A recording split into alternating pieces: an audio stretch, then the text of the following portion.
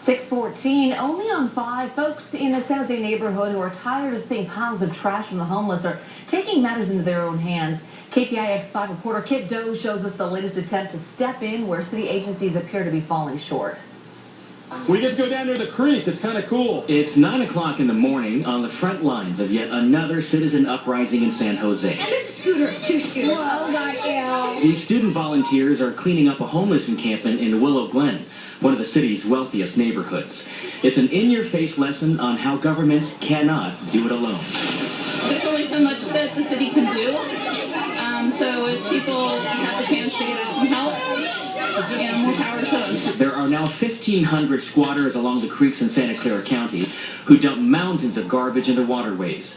The various agencies cannot keep up with the tsunami of trash. After seeing how it was killing Chinook salmon in his neighborhood, Steve Holmes founded Friends of Los Gatos Creek and organized cleanups with an army of hundreds of volunteers. Steve has been at this a year now. He's collected 50 tons of garbage. Some of it is epic. Mattresses, rolls of carpet, shopping carts.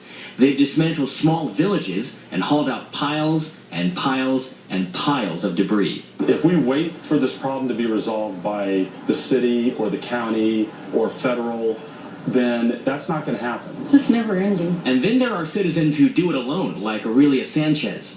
Twice a month, she picks up litter outside her home along Keys Avenue, which is right next to the so-called jungle. At 75 acres, it's one of the largest homeless encampments in the country. Aurelia has cleaned up this corner right next to her preschool half a dozen times. What is it like to pick up the garbage right next to the people that are making the mess?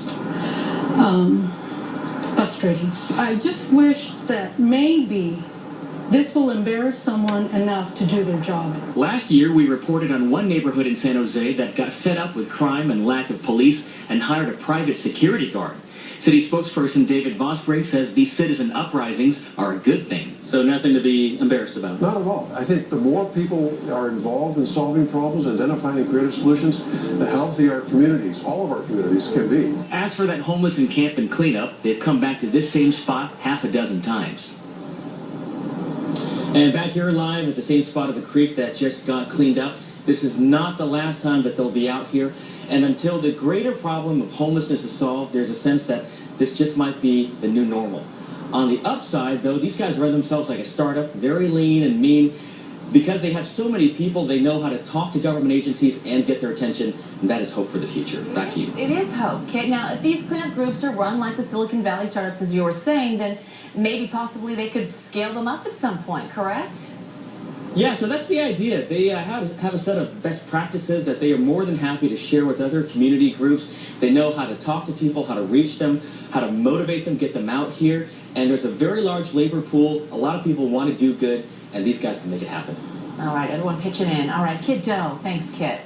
6:17, time for a look at traffic now with Liz. What's going on? Sounds like you talked to Kid Doe for a while.